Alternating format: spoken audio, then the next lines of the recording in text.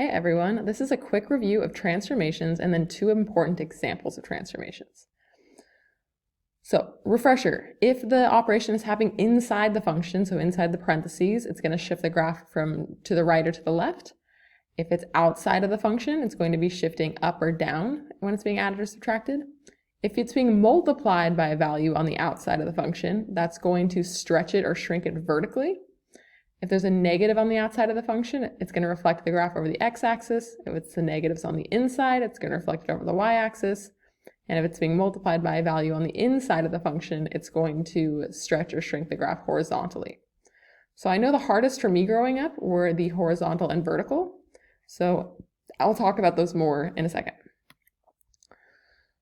So just a reminder, when you have these different operations all happening to a function, the order is going to matter. It doesn't always matter, but in a lot of cases it will matter.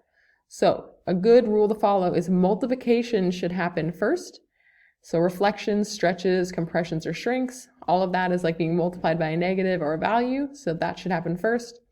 And then adding or subtraction should happen second, so this horizontal and vertical translation, so left, right, up, and down. So these confusing ones, the vertical stretch and the vertical shrink, that is happening when a value is being multiplied on the outside. So mathematically, what's going on? Think of f of x as your y. So we know that this is like, whenever we have f of x equals, it's like a y equals. So it's like your y value is being multiplied by whatever number's on the outside. So that's what's happening. You're multiplying the y values by a. So if you think about it, if the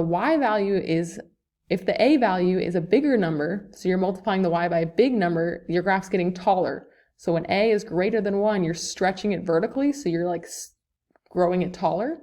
And then if your a value is less than 1, you're going to be shrinking it vertically because your y values will be getting smaller, so they're getting closer to 0.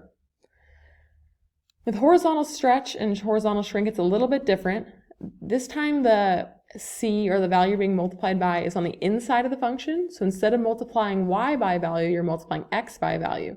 However, when you multiply it, you're not just multiplying it by the c itself. Think about it, if you were graphing it, you're multiplying the x values by 1 over c. So it's kind of mysterious, but if you're looking at a graph and you want to translate the graph, multiply those x values by 1 over c.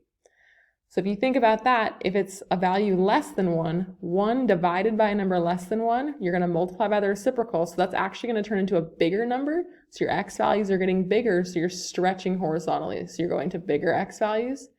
And if it's a number bigger than 1, you're doing 1 divided by like 9, and that means your x values are going to be getting smaller, so you're getting closer to the y-axis.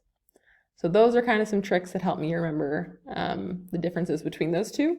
So it's really a value being multiplied by y is going to be dealing with a vertical because y is a vertical movement. And then if it's on the inside, it's multiplying by x, which is a horizontal movement. I know the movements look the same, but mathematically something different is happening. Then two examples that are kind of tricky is if I saw a graph like this and you wanted to graph it, I would be like, minus 2 on the inside, I'm going to go to the right 2. And a negative on the inside, I'm going to reflect over the y-axis. However, because the negative is touching the x and there's no parentheses going on here, what you have to do is you have to factor out the negative and then change what's on the inside of the parentheses. So it was a minus 2, now it's going to be a plus 2. So really what's happening here is a reflection over the y-axis. And instead of going to the right by 2, we're actually going to go to the left by 2. So normally this function would look something, square roots look like that. So now it's going to reflect over the y-axis. So we're going to do that one first. So it would go like this.